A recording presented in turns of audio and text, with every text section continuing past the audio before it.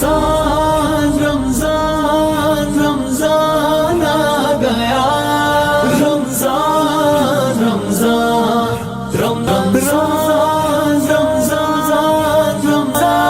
रमजान रमजान रमजान।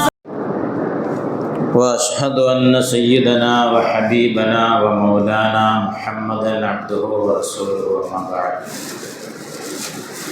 أعوذ بالله من الشيطان الرجيم. بسم الله الرحمن الرحيم. إنا أنزلناه في ليلة القدر وما أدراك ما ليلة القدر. ليلة القدر خير من 1000 شهر. صدق الله العظيم. وقال نبينا وحبيبنا ومولانا محمد صلى الله عليه وسلم: من قام ليلة القدر إيمانا واحتسابا غفر له ما تقدم من ذنبه. يا سيدي يا رسول الله خذ بيدي، ما لي سواك ولا ألوي إلى أحد. إني إذا مسني ضيم يربعني أقول يا سيد السادات يا سندي. சங்கைக்குரிய உலமா பெருமக்களே, கண்ணியத்திற்குரிய பெரியோர்களே, சகோதரர்களே, பாசத்திற்குரிய தாய்மார்களே, சகோதரிகளே, அன்புள்ள மாணவ கண்மணிகளே, அல்லாஹ் சுப்ஹானஹு வ தஆலா புனிதமான இந்த இரவிலே நம்மையெல்லாம் இந்த சிறப்பான மஜ்லிஸிலே ஒன்றிணைத்ததை போன்று நாளை மறுமையிலும் சுவன பூஞ்சோலையிலே கண்மணி நாயகம் சய்யிதுனா முஹம்மது ரசூலுல்லாஹி ஸல்லல்லாஹு அலைஹி வஸல்லம் அன்னவர்களோடும் ஏனைய நல்லடியார்களோடும் நம்மையும் நம்மை சார்ந்த அனைவர்களையும் வந்து சேர்த்தல் புரிவனாக. சங்கைக்குரிய அல்லாஹுவின் நல்லடியார்களே, அல்லாஹு சுப்ஹானஹு வ தஆலா நமக்கு செய்த மிகப்பெரிய பாக்கியம், பெரிய பாக்கியம்னு சொல்லுவோம் பொதுவாக நம்ம சில விஷயங்களை பற்றி, பெரிய பாக்கியம், ஆனால் இது ரொம்ப பெரிய பாக்கியம். லைலத்துல் கத்ர் என்கிற அந்த இரவை அடைவது என்பதும் அந்த இரவிலே அமல் செய்வது என்பதும் நமக்கெல்லாம் தெரியும். அந்த இரவுடைய சிறப்பை பற்றி அல்லாஹ் சுப்ஹானஹு வ தஆலா குர்ஆனிலே ஒரு சூறாவையே இறக்கியிருக்கிறார். நாம் ஆரம்பத்திலே ஓதினோமே, இன்னா அன்ஸல்நாஹு ஃபீ லைலத்தில் கத்ர். இன்னா அன்ஸல்நாஹு, அல்லாஹ் சொல்கிறான், இன்னா அன்ஸல்நாஹு, நிச்சயமாக நாம் இந்த குர்ஆனை இறக்கினோம், ஃபீ லைலத்தில் கத்ர், கத்ருடைய இரவிலே இறக்கினோம்.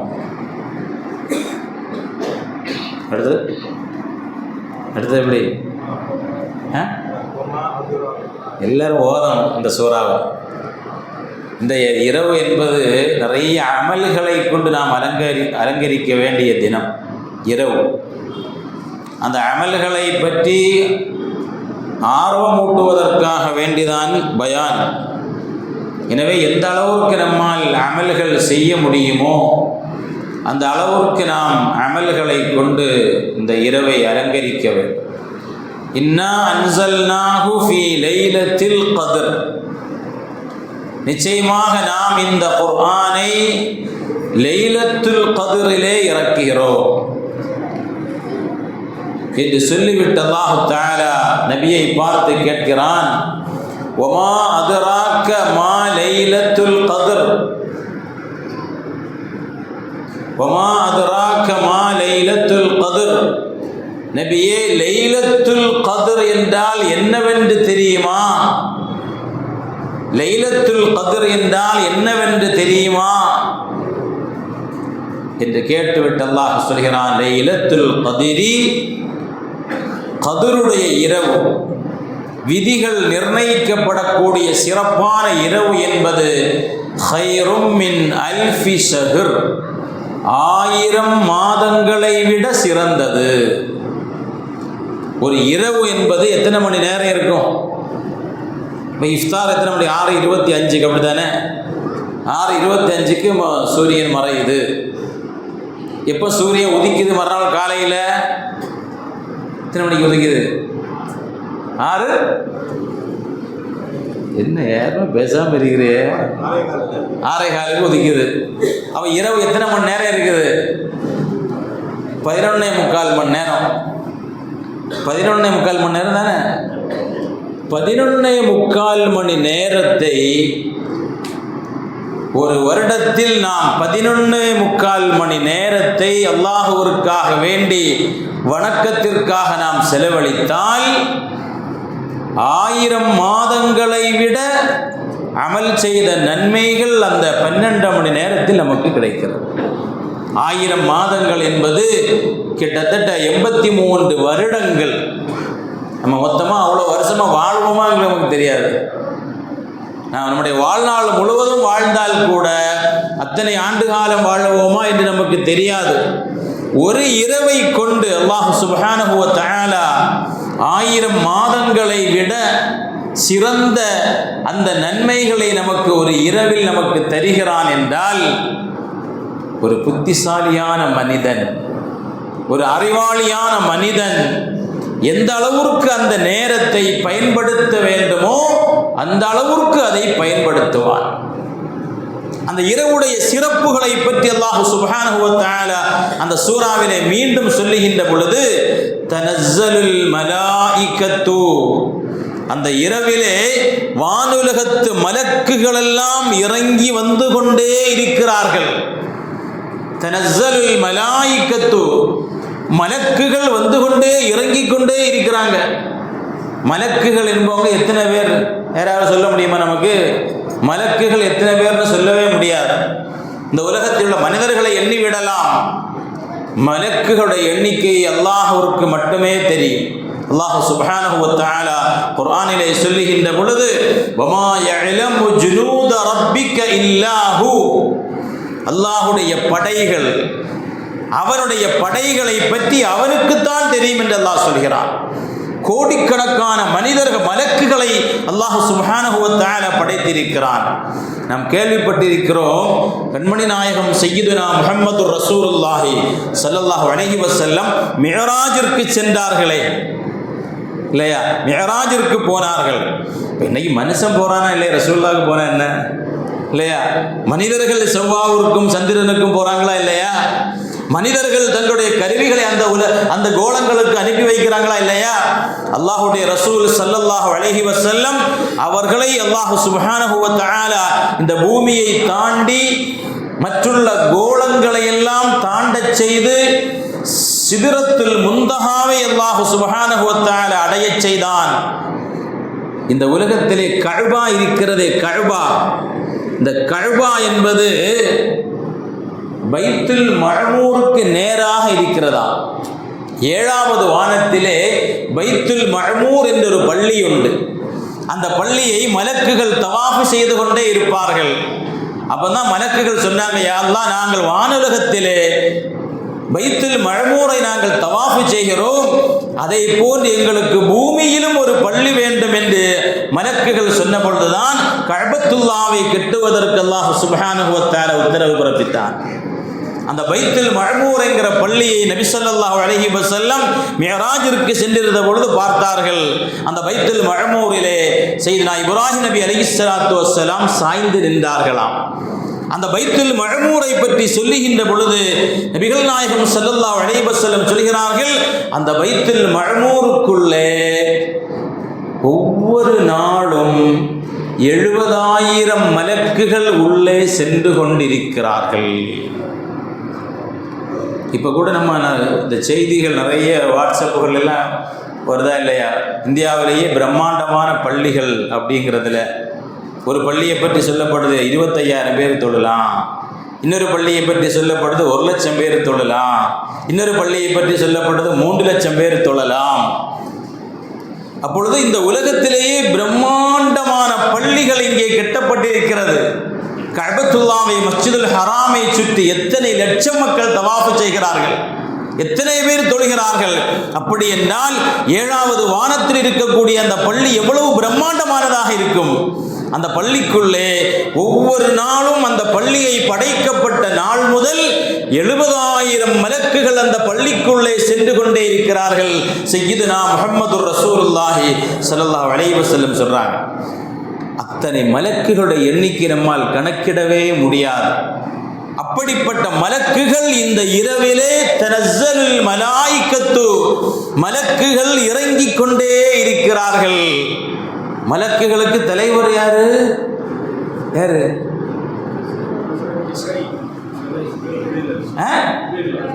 யாரோ சொன்னாங்க சுலைமான் அலைஹிஸ்ஸலாம். சுலைமான் அலைஹிஸ்ஸலாம் நபி அல்லவா? அப்படிதானே? நபின்னா பெரிய நபி.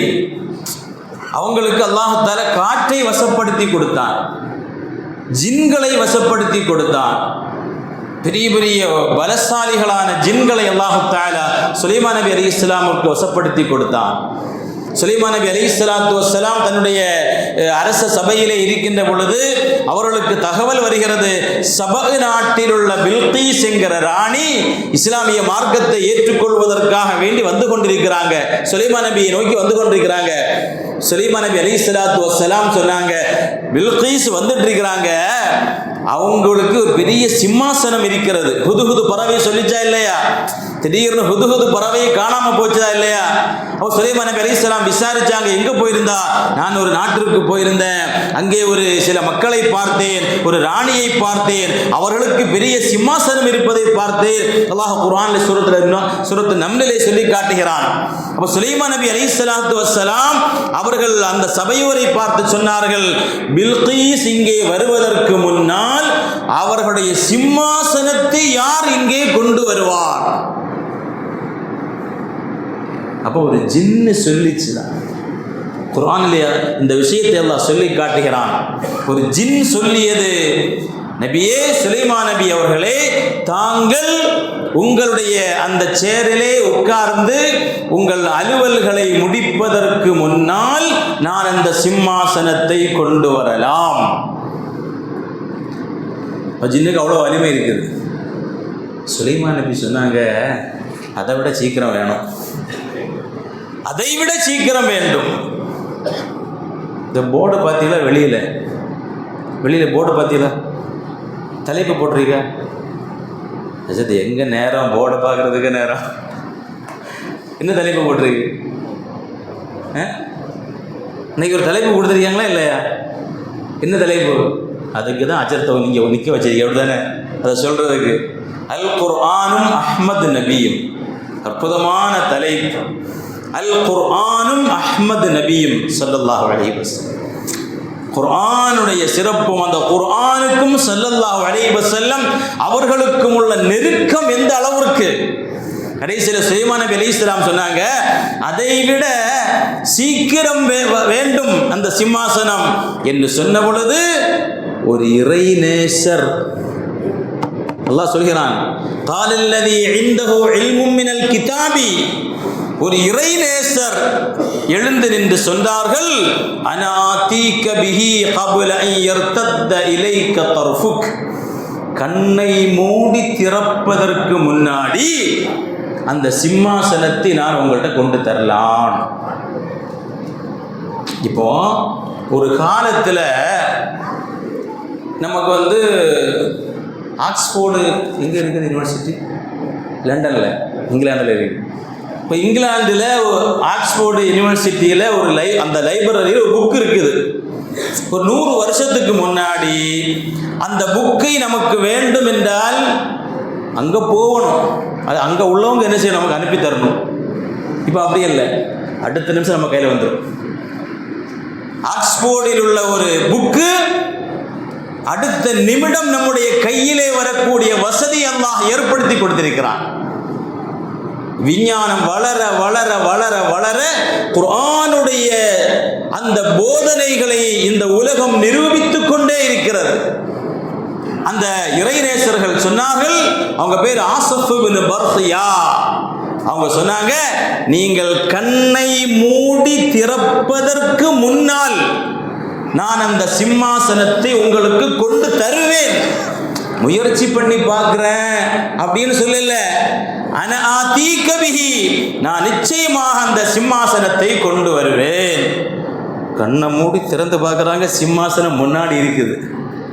ஃபலம்மா ரஆஹு முஸ்தகிரன் இன்தஹு, கண்ணை மூடி திறந்த நேரத்தில் திறந்து பார்க்கிறாங்க, அந்த சிம்மாசனம் முன்னாடி இருக்குது. அப்பதான் சுலைமான் நபி வாசகத்தை சொன்னார்கள். நம்ம வீட்டுக்கு முன்னாடி எழுதி வச்சிருப்போமா இல்லையா? புதிய வீடு கட்டும்போது ஒரு வாசகத்தை எழுதி வைப்போமா இல்லையா? என்ன வாசகம்? ஹதா மின் ஃபضل ரப்பி. என்ன அர்த்தம்? இந்த வீடு எனக்கு என் இறைவன் தந்த அருள் கொடை. அதை சுலைமான் நபி அப்ப சொன்னாங்க. நம்ம வீட்டுக்கு வெளியில தான் ஹாதா மின் ஃபضل ரப்பி எழுதி வச்சிருப்போம். வீட்டுக்குள்ள சீரியல் ஓடிட்டு இருக்கும் டிவியில.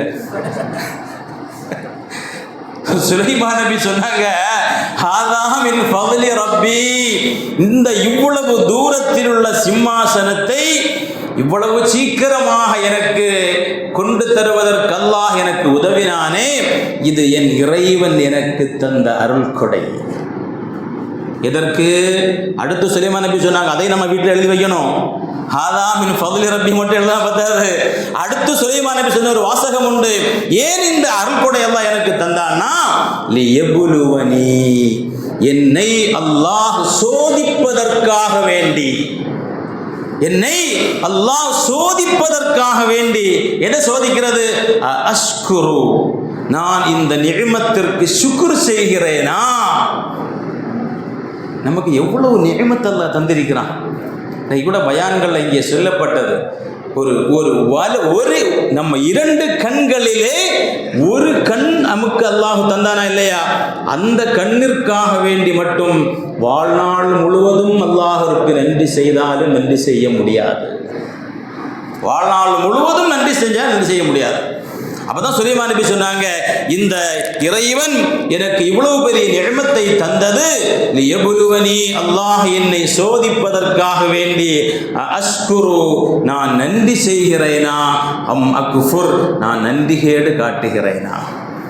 நான் சொல்லி வந்தது, அல்லாஹ் அந்த சூறாவிலே சொல்கிறான், தனஸ்ஸலுல் மலாயிகத்து, மலக்குகள் இந்த இரவிலே இறங்கிக் கொண்டே இருப்பார்கள். வர்ரூஹு, அந்த மலக்குகளுடைய தலைவராகின்ற சய்யிதுனா ஜிப்ரீல் அலைஹிஸ்ஸலாத்து வஸ்ஸலாம் அவர்களும் இந்த இரவிலே மலக்குகளுக்கு தலைவராக இறங்குவார்கள். சும்மா இறங்குவாங்களா? பி இذنி ரப்பிஹிம், பி இذنி ரப்பிஹிம், மலக்குகள் அவர்களுடைய ரப்புடைய அனுமதியோடு இறங்குவார்கள். மலக்குகள் எதையும் அல்லாஹ்வுடைய அனுமதி இல்லாம செய்யவும் மாட்டாங்க, அல்லாஹ் சொன்னதை செய்யாம இருக்கவும் மாட்டாங்க. நமக்கு நேர் மாத்தமா, நம்ம அப்படித்தானே?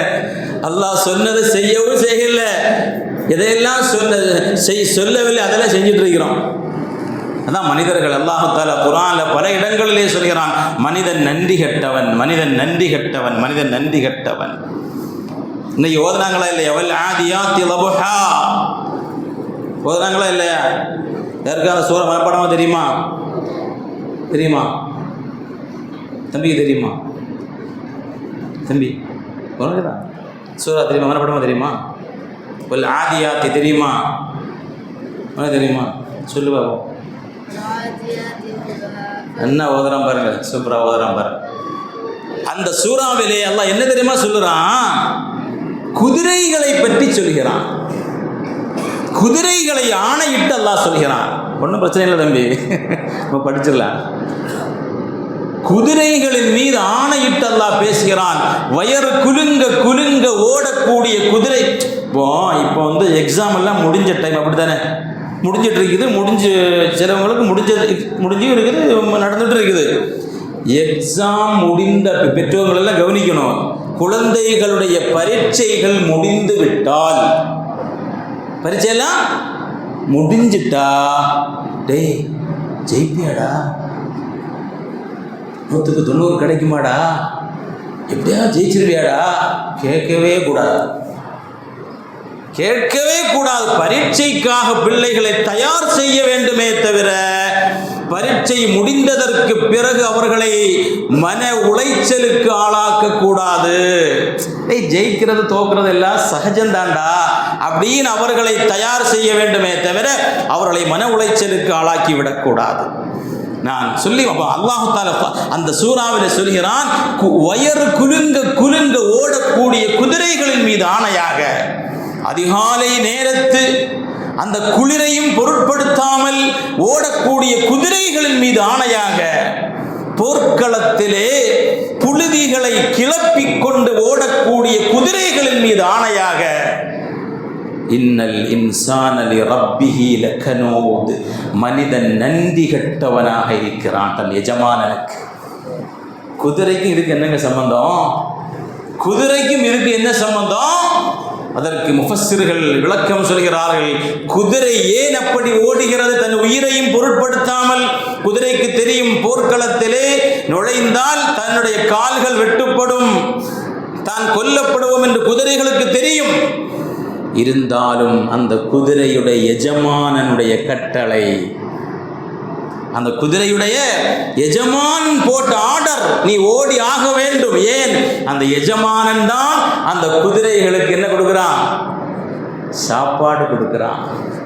அப்போ ஒரு நாமெல்லாம் ஐந்தறிவு படைத்த ஜீவி என்று நாம் விளங்கி வைத்திருக்கக்கூடிய ஒரு குதிரை, அந்த குதிரையுடைய எஜமானன் அந்த குதிரைக்கு உணவு கொடுத்ததின் காரணமாக அந்த குதிரை தன் உயிரையும் பெரிதாக எண்ணாமல் அந்த எஜமானனுடைய கட்டளையை நிறைவேற்றுகிறதே. மனிதா, நீ சுவாசிக்கக்கூடிய காற்று எது? நான் தந்தது உனக்கு. நீ வாழக்கூடிய பூமி எது? நான் தந்தது. உன் உடம்பிலே ஓடக்கூடிய இரத்தம் எது? நான் தந்தது. உன் இதயம் யார் தந்தது? நான் தந்தது. உன் உடல் உறுப்புகளை யார் தந்தது? நான் தந்தது. நம்ம உடல் உறுப்புகளை பற்றி சிந்தித்து பார்த்தாலே அல்லாஹ் சுப்ஹானஹு வ தஆலா நமக்கு தந்த நிஅமத் எவ்வளவு பெரிதென்று நமக்கு தெரியும். இப்போ நமக்கு ஒன்றுக்கு முடுக்குது, ஒன் பாத்ரூம் போகணும், நமக்கு ஈஸியாக போயிட்டு வந்துடுறோம். எத்தனையோ நபர்கள் சிறுநீர் கழிக்க முடியாமல் கஷ்டப்படுகிறார்கள். சிறுநீர் கழிக்க முடியாமல் கஷ்டப்படுகிறார்கள். அதனால தான் பாத்ரூமுக்கு போகின்ற பொழுது ஒரு திக்ரை ஓத வேண்டும். பாத்ரூமில் இருந்து வெளியே வந்த பிறகு 2 திக்ரை ஓத வேண்டும். எப்படி? நமக்கு அவசரமாக போவோம், அவசரமாக வந்துடுவோம். இதில் வேறு இப்போ புதிய ஃபேஷன் என்னென்னா, அங்கே போய் தான், அங்கே பாத்ரூமில் போனால் பேசுகிற சவுண்டு கேட்குது. அங்கேயும் மொபைலை கொண்டு போகிறோம், அங்கே உட்காந்து பேசுகிறோம். டேய், பாத்ரூம் போயிருக்கிறேன்டா, அப்புறமா பேசுகிறான்னு சொல்லுவாங்க. இருக்கு அவ்வளோ அவசரமாக மாறிவிட்ட மனுஷன். பாத்ரூமிலிருந்து வெளியே வந்ததற்கு பிறகு நாம் எல்லாம் ஒரு துஆவை ஓத வேண்டும். அற்புதமான துஆ. வெளியே வந்த பிறகு ரசூலுல்லாஹ் சொல்றாங்க, நான் ஓத வேண்டிய துஆ எப்படி தெரியுமா? குஃப்ரானக், யா அல்லாஹ், நான் உன்னிடத்தில் மன்னிப்பு தேடுகிறேன். இப்போ கழிவறையில் இருந்து வெளியே வந்த பிறகு என்ன ஓதணுமா? குஃப்ரானக், யா அல்லாஹ், நான் என்ன செய்யறேன்? உன்னிட்ட மன்னிப்பு தேடுகிறேன். எதற்கு மன்னிப்பு? பாவமா செஞ்சோம். யா அல்லாஹ், இவ்வளவு பெரிய நிஅமத்தை நீ எனக்கு தந்தாயே. உலகத்தில் எத்தனையோ மனிதர்கள் சிறுநீர் கழிக்க முடியாமல் கஷ்டப்படுகிறார்களே, எனக்கு நீ சிறுநீர் கழிப்பதற்குரிய வாய்ப்பை தந்தாயே. அந்த நிஅமத்திற்கு என்னால் சுக்ர் செய்ய முடியவில்லை. அல்லாஹ், என்னை மன்னிச்சிரு. நம்ம நினைச்சு பார்க்கிறோமா? இதை சர்வசாதாரணமாக நினைக்கிறோம் இந்த விஷயத்தை. அடுத்த நம்ம சொல்றோம், அல்ஹம்துலில்லாஹ், எல்லா புகழும் அல்லாஹ்விற்கு. நமக்கு ஒன்றுக்கு போக வேண்டிய சூழ்நிலை இருக்கிறது, ஆனால் ஒன்றுக்கு போக முடியவில்லை என்றால் எவ்வளவு பெரிய கஷ்டம். அதற்கு அல்ஹம்துலில்லாஹ், எல்லா புகழும் அல்லாஹ்விற்கு. இல்லையா? இன்றைக்கு நம்முடைய வாலிபர்கள் அவர்கள் போகக்கூடிய அந்த போக்கு என்பது எவ்வளவு சங்கடமாக இருக்கிறது. நான் நினைக்கிற மாதிரி தான் முடிய வைப்பேன், நான் நினைக்கிற மாதிரி தான் நான் வாழுவேன், நான் நினைக்கிற மாதிரி தான் நடப்பேன், என்னிடத்தில் யாரும் என்னிடத்தில் குறுக்கிடக்கூடாது என்றெல்லாம் நாம் நினைக்கிறோமே, அந்த உடலை நமக்கு அல்லாஹ் சுப்ஹானஹு வ தஆலா தந்தானே, அதை நாம் எண்ணி பார்க்கிறோமா சகோதரர்களே? ஒரு சாதாரண ஒரு பாத்ரூமிற்கு போகக்கூடிய அந்த நிஅமத்திற்கு கூட நாம் அல்லாஹ்விற்கு நன்றி செய்ய முடியவில்லை. அல்லாஹ் சுப்ஹானஹு வ தஆலா அவனுக்கு நன்றியுள்ள அடியார்களாக அல்லாஹ் நம்மை ஆக்குவானாக. பாருங்க, அந்த சூராவில் அல்லாஹ் மீண்டும் சொல்கிறான், தனஸ்ஸலுல் மலாயிகத்து வர்ரூஹு பிஇذن ரப்பிஹிம். அவர்களுடைய அந்த மலக்குகளுடைய ரப்புடைய அனுமதியோடு இந்த உலகத்திலே இறங்கி வருவார்கள். சலாமுன் சலாமுன், எல்லோருக்கும் அமைதி உண்டாகட்டும், அமைதி உண்டாகட்டும் என்று ஒட்டுமொத்த மலக்குகளும் அல்லாஹ்விடத்திலே துஆ செய்து கொண்டே இருப்பார்கள். எதுவரை இந்த சிறப்பு? ஹத்தா மத்லஇல் ஃபஜ்ர். இந்த சூரா நம்ம ஆரம்பத்துக்கு ஓதுவோமா எல்லாரும் சேர்ந்து?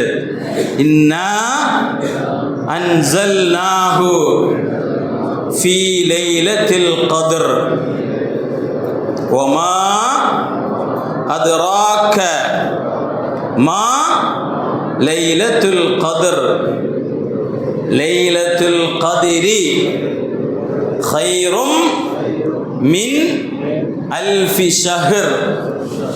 ألف شهر, அல்ஃப்னா 1000, ஷஹ்ர்னா மாசம். அல்ஃபி ஷஹர் 1000 மாதங்கள். நாம் இங்கே டெய்லி ஒற்றைப்படை இரவுகளில், ஒற்றைப்படைகளில் கடைசி 10 தினங்களில் பயான் நடக்கிறது. அதிகமான பேர் இருக்கிறது இல்லை, காரணம் இதை விட பெரிய பிஸியான வேலை நமக்கு இருக்கிறதுனால இங்கே உட்கார்றதுக்கு டைம் இல்லை. குர்ஆன் ஓதக்கூடிய முறைகளை பற்றி வகுப்பு நடந்து கொண்டிருக்கிறது. நீங்கள் அதிலே தொடர்ச்சியாக கலந்து கொண்டால் மிக சீக்கிரமாக எளிதான முறையிலே குர்ஆனை நாம் ஓத கற்றுக்கொள்ளலாம். அதை எத்தனை பேர் நம்ம பயன்படுத்துகிறோம்? எத்தனை பேர் அதை பயன்படுத்துகிறோம்? இல்லை, பயன்படுத்துவதில்லை. நாம் அவசரமான காலகட்டத்தில் வாழ்ந்து கொண்டிருக்கிறோம். அவசரமான இப்போ பாருங்கள், ஒன்றும் வேண்டாம், இப்போ தொழுகை ஆரம்பித்த பொழுது எவ்வளோ பேர் இருந்தாங்க, அவ்வளோ பேர் இப்போ இருக்கிறாங்களா? இல்லை. ஏன் இல்லை? முல்லா நஸ்ருத்தீன் அவங்கள பற்றி ஒரு கதை சொல்லுவாங்க. முல்லா நஸ்ருத்தீனை பயானுக்கு கூப்பிட போனாங்களாம். அப்போ அவர் கேட்டாராம், நான் என்ன பயானுக்கு கூப்பிட்டாச்சு. மேடையில் யாரையாச்சு அவர் என்னென்னு பேச போகிறாரு. நான் என்ன பேச போகிறேன் என்று உங்களுக்கு தெரியுமான்னு கேட்டார். மக்கள் சொன்னாங்களா, தெரியாது. தெரியாமல் பேசி பிரயோஜனம் இல்லைன்னு போயிட்டார். உங்கள்கிட்ட பேசி என்ன பிரயோஜனம் போயிட்டார். இல்லை, நம்மளை ஏமாற்றிட்டு போயிட்டாரே, விடக்கூடாதுன்னு சொல்லி அடுத்த தடவை பயானுக்கு கூப்பிட்டாச்சு. நான் என்ன பேச போகிறேன் என்று உங்களுக்கு தெரியுமா? எல்லாரும் சொன்னாங்க தெரியும். தெரிஞ்சு எதுக்கு பேசணும்னு போயிட்டாரா? உங்களுக்கு தான் தெரியுமே.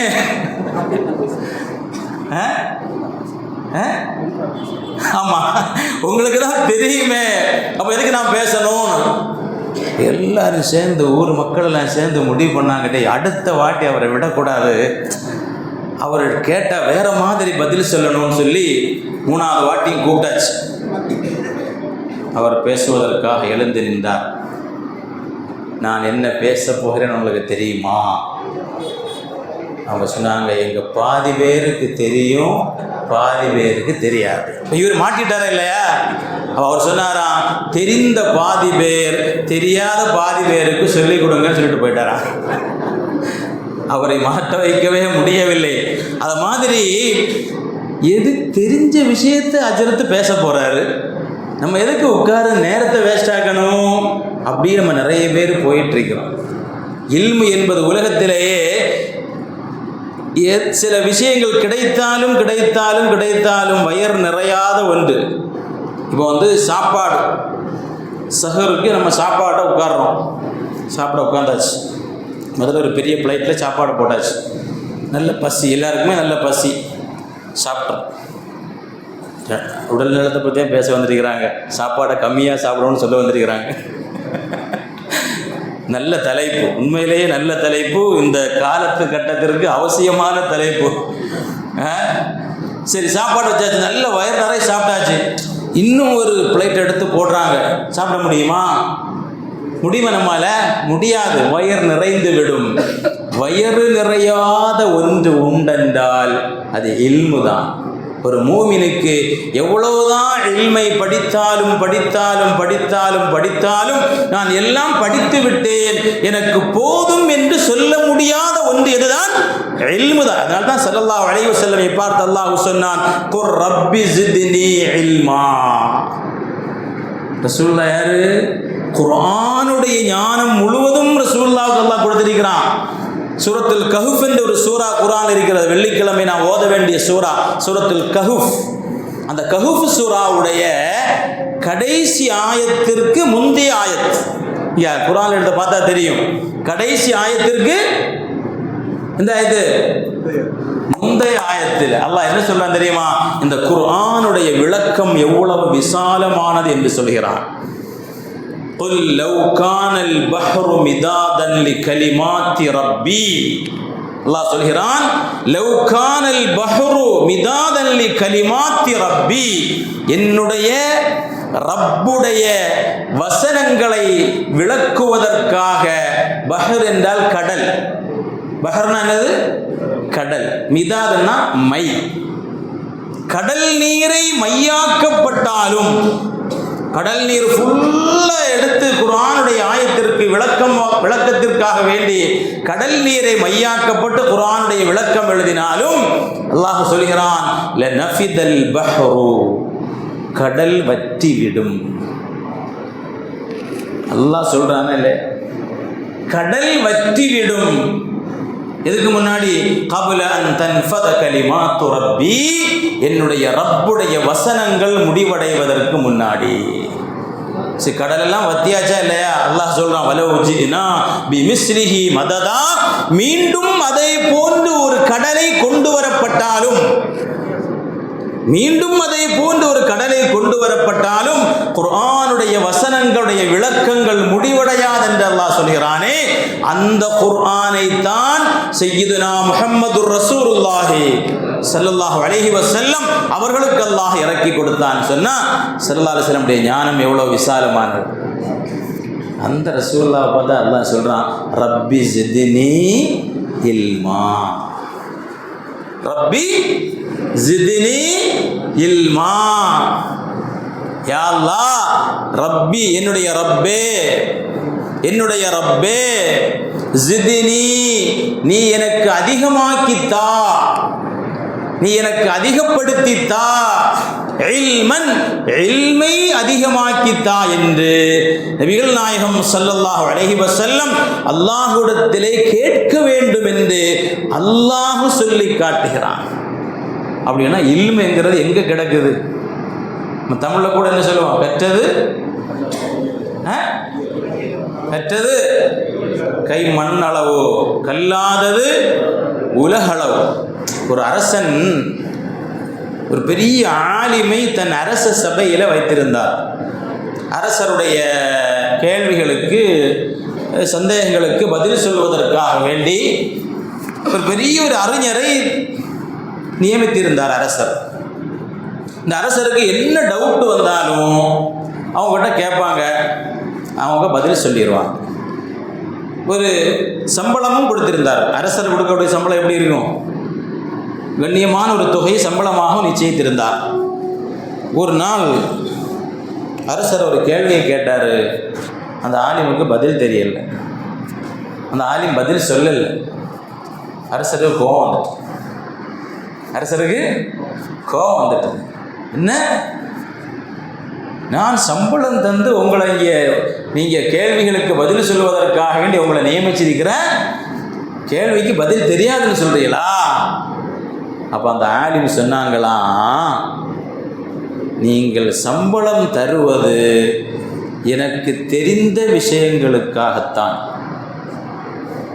எனக்கு தெரியாத விஷயங்களுக்கு உங்களால் சம்பளம் தர முடியாது.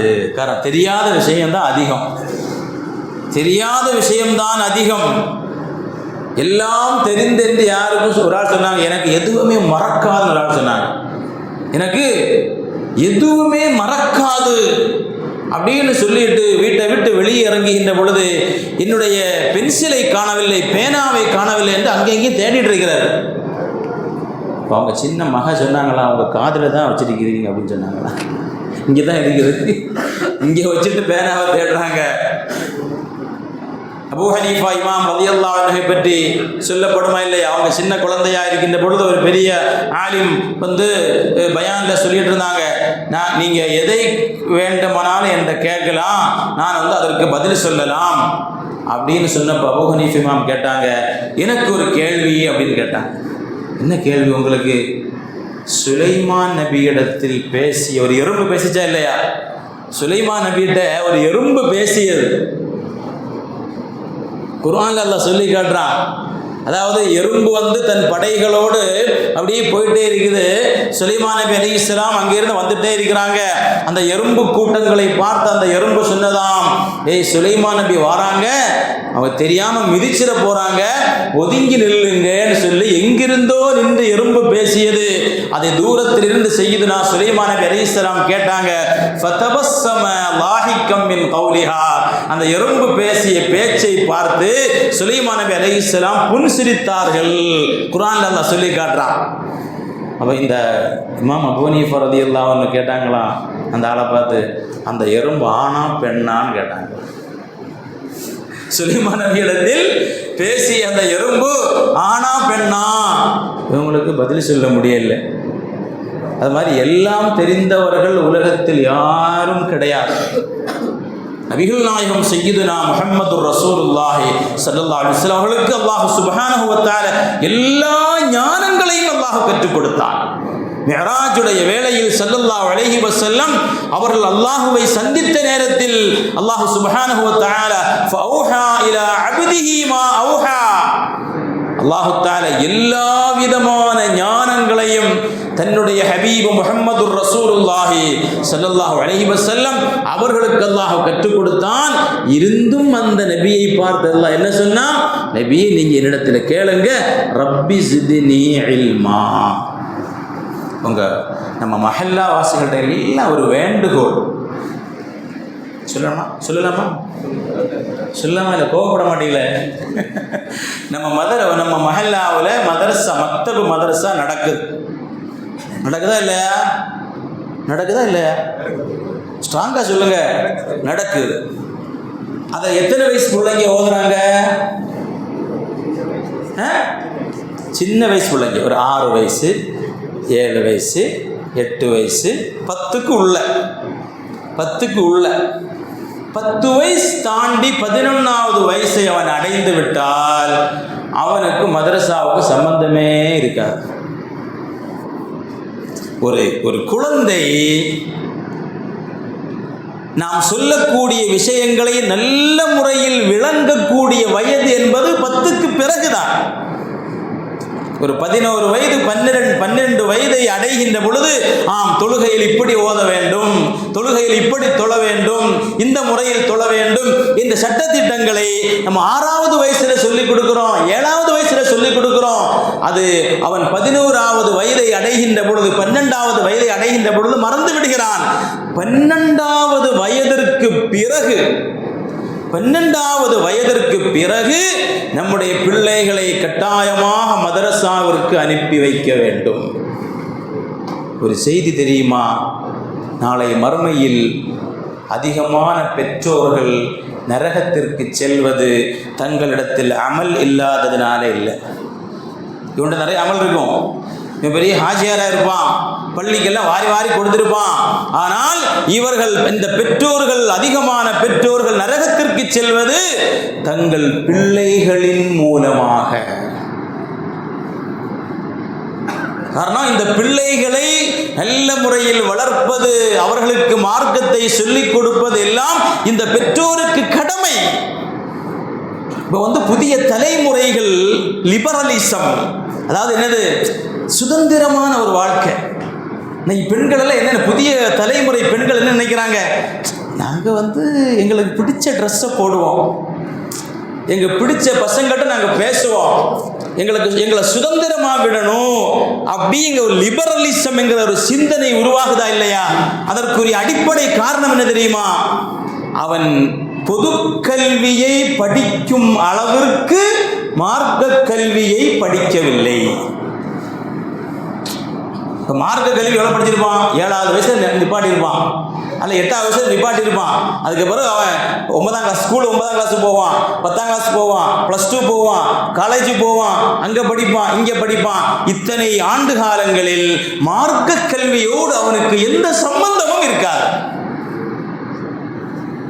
அவர்கள் நம்முடைய பிள்ளைகள் பொது கல்வியிலே வளர்ந்து வளர்ந்து வரக்கூடிய கட்டங்களில் அதே அளவிற்கு அதே ஸ்டேஜில் அவர்களுக்கு மார்க்க கல்வியை கொடுப்பது நம்முடைய கடமை.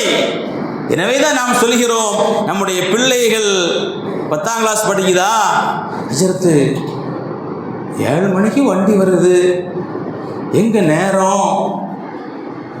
நேரம்னு கேட்கக்கூடாது. ஒரு 5 நிமிடமாக இருந்தாலும், ஒரு 10 நிமிடமாக இருந்தாலும், ஒவ்வொரு நாளும் நம்முடைய பிள்ளைகள் 9வது வகுப்பு ஸ்கூலிலே படிக்கக்கூடிய பிள்ளைகள், 8வது வகுப்பு ஸ்கூலிலே படிக்கக்கூடிய பிள்ளைகள், 10வது வகுப்பு ஸ்கூலிலே படிக்கக்கூடிய பிள்ளைகள் மதரசாவிற்கு கண்டிப்பாக வர வேண்டும். இல்லை என்றால் ஒருவேளை இந்த உலகத்தில் வைத்தும் நாம் அதனுடைய பலன்களை அனுபவிக்க வேண்டி வரும். நாளை மறுமையிலும் அதனுடைய கஷ்டங்களை அனுபவிக்க வேண்டிய சூழ்நிலை ஏற்படும். அல்லாஹ் சுப்ஹானஹு வ தஆலா பாதுகாத்தல் புரிவானாக. இன்னைக்கு பெற்றோர்களை, தாய் தந்தைகளை முதியோர் இல்லத்தில் சேர்க்கக்கூடிய பிள்ளைகளுக்கு என்ன எஜுகேஷன் இல்லாத பிள்ளைங்களா? பெரிய பட்டப்படிப்பு படிச்சிருப்பான், மாதம் 2 லட்ச ரூபா சம்பளம் வாங்கிட்டு இருப்பான். அப்படிப்பட்ட பிள்ளைகள் தான் தங்களுடைய பெற்றோர்களை முதியோர்கள் சேர்க்கிறாங்க. அதே நேரத்தில் அவன் சின்ன பிள்ளையிலிருந்து அத்தாட்டை இப்படித்தான் பேசணும், அம்மாட்டை இப்படித்தான் பேசணும், அத்தாவுக்காக துஆ செய்யணும், அல் ஜன்னத்து தஹ்த அக்தாமில் உம்மஹாத், சொர்க்கம் என்பது தாய்மார்களுடைய காலடியில் இருக்கிறது, சொர்க்கத்துடைய வாசல் இருக்கிறது. சொர்க்கத்துடைய வாசல் நிறைய வாசல் சொர்க்கத்திற்குண்டு. சொர்க்கத்துடைய சென்டர் வாசல் இருக்கிறது, நடு வாசல், அது பெற்றோர்கள் தான்.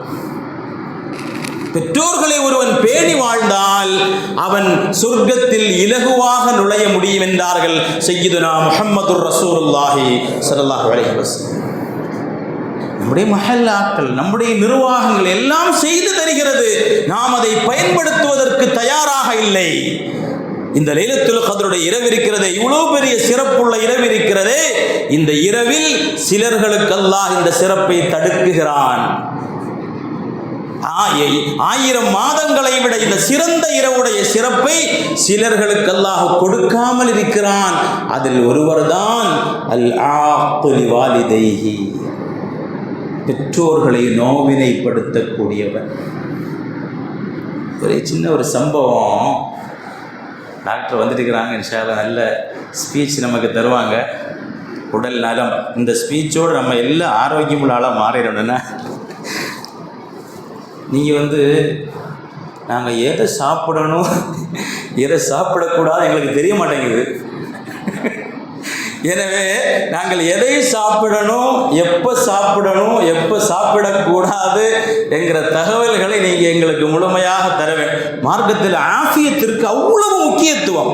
சய்யிதுனா அப்பாஸ் ரலியல்லாஹு அன்ஹு கண்மணி நாயகம் ஸல்லல்லாஹு அலைஹி வஸல்லம் இடத்தில் கேட்டார்கள், யா அல்லாஹ், நான் அல்லாஹ்விடத்தில் கேட்டால் எதை கேட்க வேண்டும்? ரசூலுல்லாஹ் என்ன சொன்னாங்க? சலில் ஆஃபியா, நீ ஆரோக்கியத்தை கேள், நீ ஆரோக்கியத்தை கேள் என்றார்கள் நபிகள் நாயகம் சய்யிதுனா முஹம்மதுர் ரசூலுல்லாஹி ஸல்லல்லாஹு அலைஹி வஸல்லம். ஒரு சின்ன சம்பவம், ஹாரூன் அல் ஹுராசானி என்ற ஒரு ஆள்,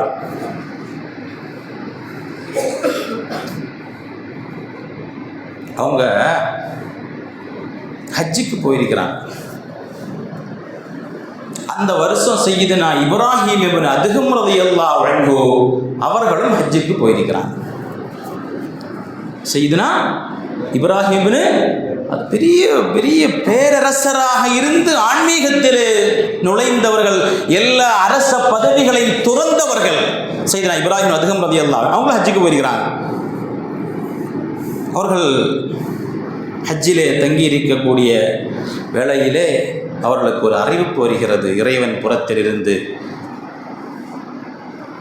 இந்த வருடம் ஹஜ்ஜிற்கு வந்த ஹாரூன் அல் குராசானி என்பவரிடத்தில் நீங்கள் போய் சொல்லணும், உங்கள் ஹஜ்ஜை அல்லாஹ் கபூல் செய்யவில்லை என்று சொல்லணும். என்ன சொல்லணும்? உங்கள் ஹஜ்ஜை அல்லாஹ் என்ன செய்யல, கபூல் செய்யவில்லை என்ற தகவலை போய் சொல்ல வேண்டும் என்று சையதுனா இப்ராஹிம் அதுகம் ரலியல்லாஹு அன்ஹுவுக்கு கட்டளை. எங்கே ஹஜ்ஜுங்கிறது 40 லட்சம் 30 லட்சம் மக்கள் வருவாங்களா, இல்லை எங்கே போய் தேடுறது? இவர்கள் குராசான் நாட்டு மக்கள் தங்கி இருக்கக்கூடிய ஏரியாவில் போய் விசாரிக்கிறாங்க. கண்டுபிடிச்சிட்டாங்க, குராசான் மக்கள் இந்த ஏரியாவில் தான் தங்கி இருக்கிறாங்க, டென்ட் போட்டிருக்கிறாங்க. கேட்குறாங்க, உங்கள் நாட்டில் இருந்து ஹாரூன் யாராவது வந்திருக்கிறாங்களா? ஹாரூனே கேட்குறீங்க? அந்த மக்கள் சொன்னாங்க, ஹாரூனே கேட்குறீங்க? அவருடைய கூடாரத்திலே அழுது புலம்பிக் கொண்டிருப்பார், போய் பாருங்கன்னு சொன்னாங்களாம். அவர் அழுது கொண்டிருப்பார், போய் அவரை போய் நீங்கள் வேணால் பாருங்க. சையதுனா இப்ராஹிம் இப்னு அதுகம் ரலியல்லாஹு அன்ஹு அவர்கள் அந்த கூடாரத்தை நோக்கி போகிறாங்க. அந்த மக்கள் சொன்னதை போன்று அவர்கள் அழுது அழுது அல்லாஹ்விடத்திலே துஆ செய்து கொண்டே இருந்தார். இவங்களை பார்த்த உடனே, பெரிய ஆள் மாதிரி பார்த்த உடனே இவங்க தோற்றத்தில் தெரிஞ்சு போச்சு. ஹாரூன் கேட்குறார், என் ஹஜ்ஜு கபூலாகவில்லை என்று என்னிடத்தில் சொல்லவா வந்தீர்கள் கேட்குறார். ஆமாம், அதுக்கு தான் வந்தேன். எப்படி உனக்கு தெரியும்?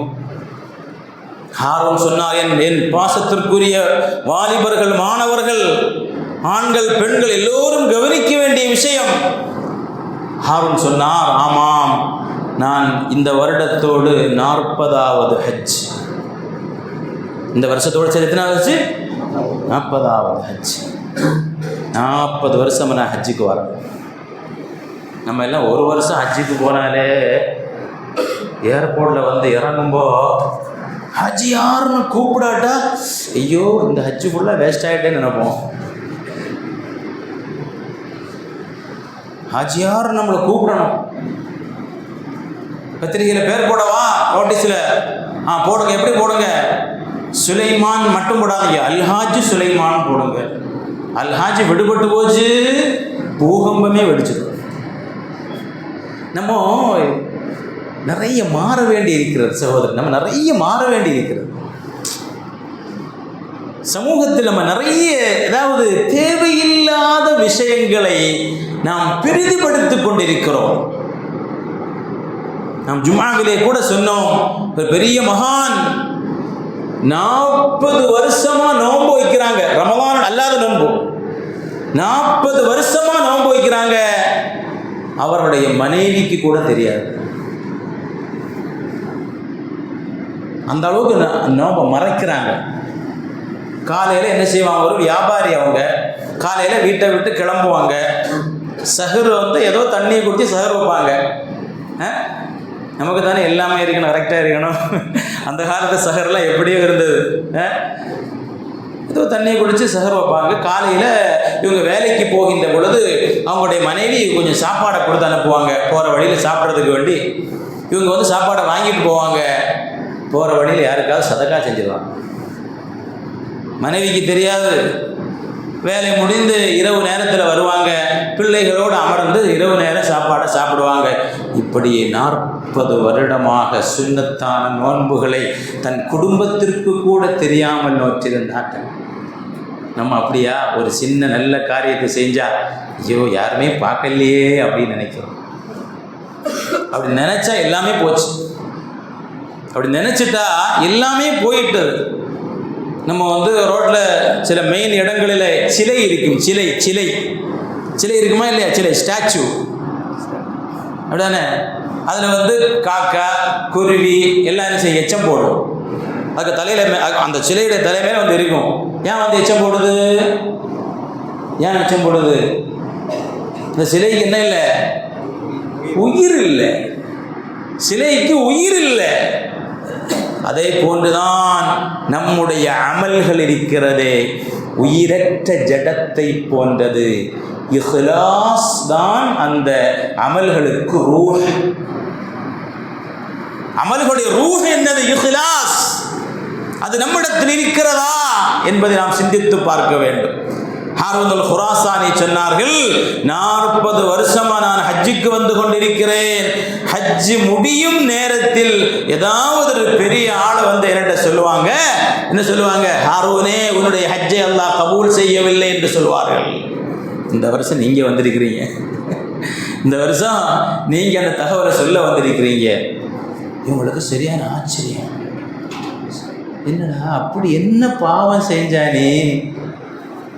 அப்படி என்னதான் நீ பாவம் செஞ்சா? 40 வருஷமா நீ ஹஜ்ஜுக்கு வந்தோம், ஒரு ஹஜ்ஜு கபூலாகவில்லை என்று நீயே சொல்கிறியே, இப்படி என்னதான் பாவம் செய்தா என்று கேட்ட பொழுது ஹாரூன் சொன்னார், நான் ஒரு லைலத்துல் கத்ருடைய இரவிலே, அவங்க சொல்றாங்க இந்த மாதிரி ஒரு லைலத்துல் கத்ர் இரவு, ஒரு லைலத்துல் கத்ருடைய இரவிலே நான் மது அருந்தியவனாக என் வீட்டிற்கு சென்றேன்.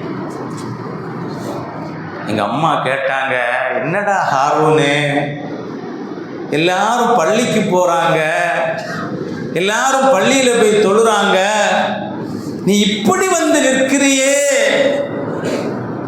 என்று என்னுடைய தாய் என்னிடத்தில் ஆதங்கப்பட்டு கேட்ட பொழுது அந்த தாயை பிடித்து நான் தள்ளிவிட்டேன் ஒரு இடத்தில். அவர்கள் விழுந்து மௌத்தாகி விட்டார்கள். அன்னையிலிருந்து அந்த பாவம் மன்னிக்கப்படுவதற்காக நான் 40 வருஷமா ஹஜ்ஜி செய்வேன். இன்னும் 40 வருஷம் ஹஜ் அல்லாஹ் கபூல் செய்யல. எதற்காக? தன் தாயை நோவினைப்படுத்தியதற்காக. இப்போ மது அவ்வளோ மோசம் தெரியுதா இல்லையா? ஒரு சொட்டு கூட போதைப் பொருள் என் இஸ்லாமிய சொந்தங்களை நம்முடைய வயிற்றில் சென்றுவிடக் கூடாது. அது எல்லாவற்றையும் இல்லாமல் ஆக்கிவிடும். அது அசுத்தமானது என்று அல்லாஹ் குர்ஆன்ல சொல்கிறார். அசுத்தமானது, அது அசுத்தமானது, அது ஷைத்தானுடைய வேலை. போதைப் பொருட்களையும் மதுவையும் போன்ற பொருட்களை சாப்பிடுவது, அதை பயன்படுத்துவது மின் அமலி ஷைத்தான். நமக்கெல்லாம் சொர்க்கத்திற்கு போகணும் நாளை மறுமையில். அல்லாஹ் அந்த பாக்கியத்தை நமக்கு தருவானாக. நாம் சொர்க்கவாசிகளாக அல்லாஹ் வாக்குவானாக. இந்த உலகத்தில் கிடைக்காதது எல்லாம் அங்கே கிடைக்கும். அப்படிதானே தம்பி? எல்லாம் கிடைக்குமா இல்லையா? பிள்ளைங்களுக்கு டவுட் வந்து இங்கே வந்து ஷவர்மா கிடைக்குமான்தான் டவுட். ஜெர்த்து எல்லாம் கிடைக்கும், சோறு கிடைக்கும், அது கிடைக்கும், இது கிடைக்கும், எங்களுக்கு ஷவர்மா கிடைக்குமா ஜெர்த்து? ஒரு ஆள் கேட்டார்ல, அசரத் ராஜா ஆல்மிசாட்ட கேட்டார், ஜெர்த்து நான் சொர்க்கத்தையெல்லாம் போயிடுவேன், துனியாவில் எனக்கு ஒரு ஹேபிட் என்னென்னா நான் பீடி குடிப்பேன் அஜரத்து, அங்கே கிடைக்குமா அது? அஜரத்து சொன்னாங்க, கிடைக்கும், பற்ற வைக்க நரகத்துக்கு தான் போகணும்.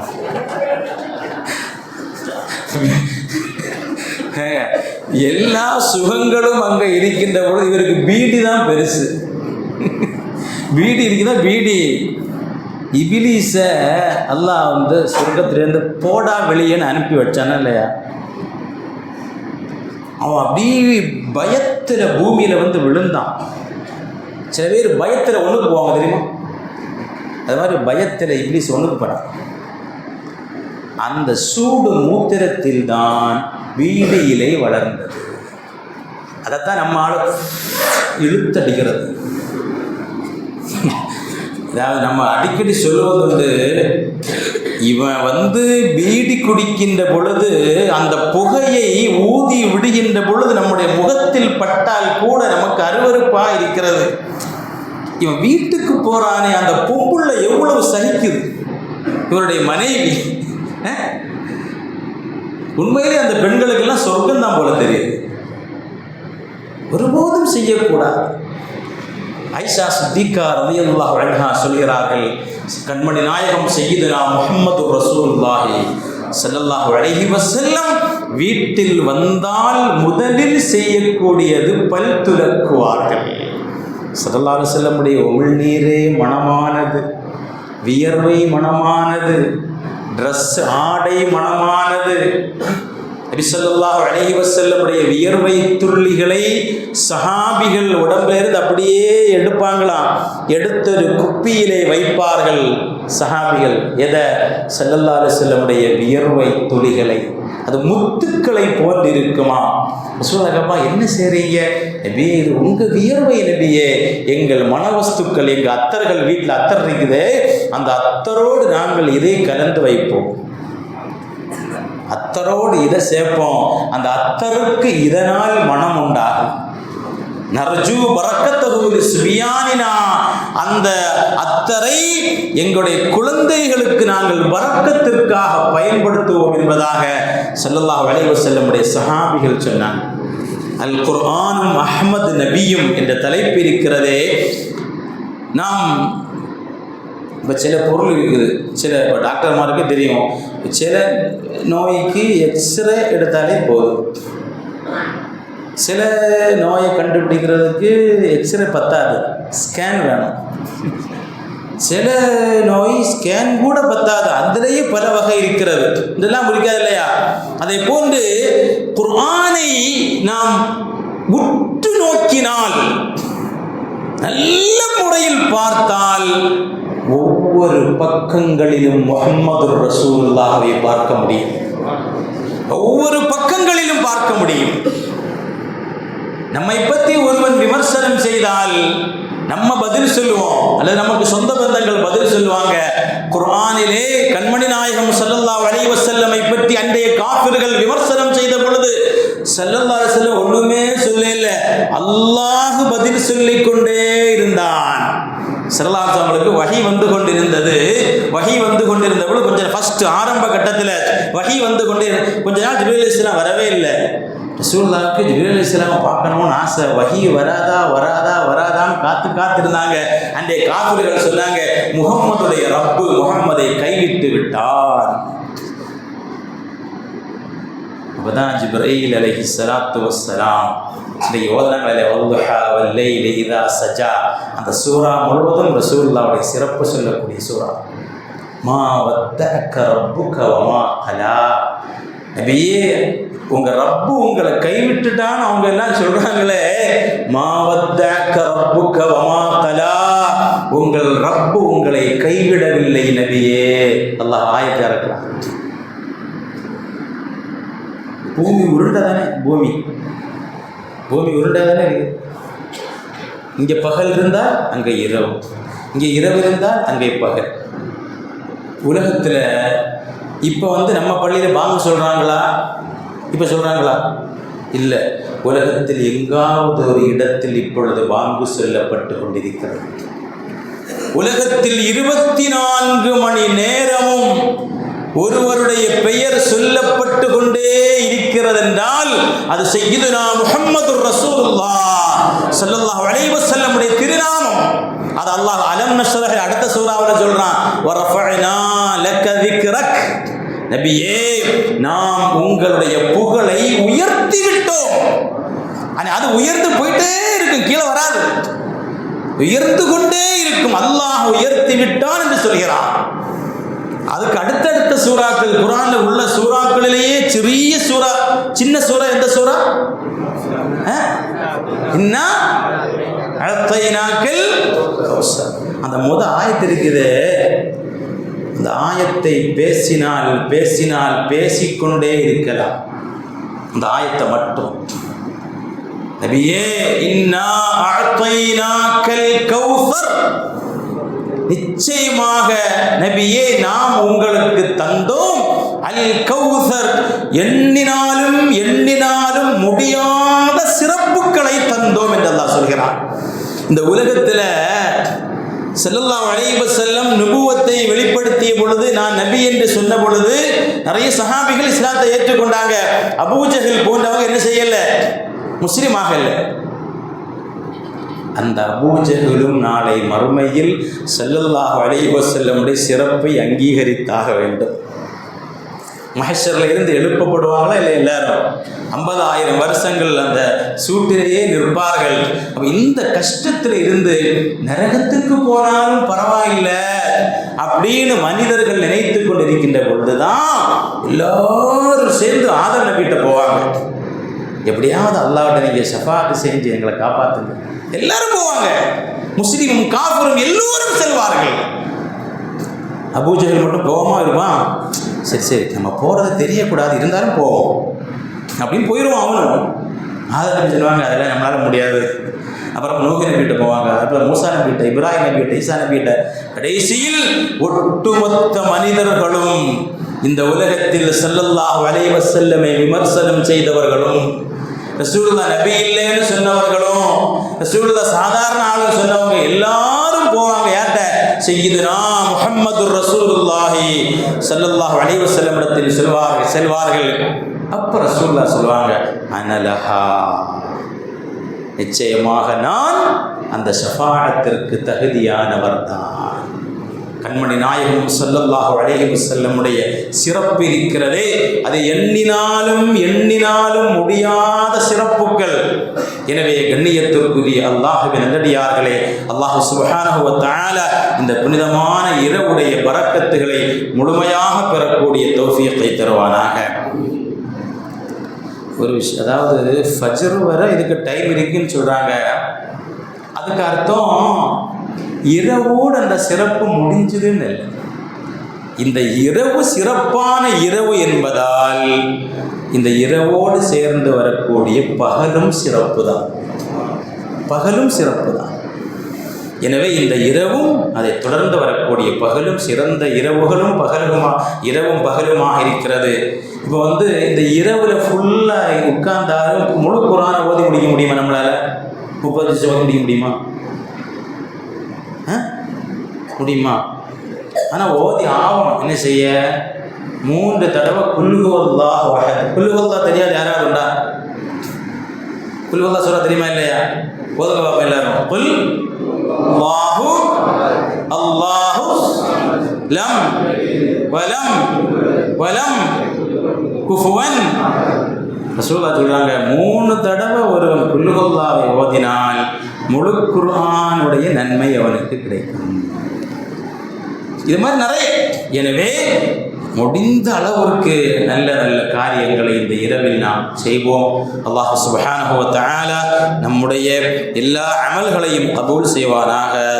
அல்லாஹ் தஆலா லைலத்துல் கத்ருடைய இரவை அடைந்த நல்லடியார்களில் அல்லாஹ் நம் அனைவர்களையும் ஆக்கி அருள் புரிவானாக. அல்லாஹ் சுப்ஹானஹு வ தஆலா மீண்டும் மீண்டும் பல லைலத்துல் கத்ர்களை அடையக்கூடிய பாக்கியத்தை தருவானாக. வஆஹிரு தஅவானா அனில் ஹம்துலில்லாஹி ரப்பில் ஆலமீன். அஸ்ஸலாமு அலைக்கும் வரஹ்மத்துல்லாஹி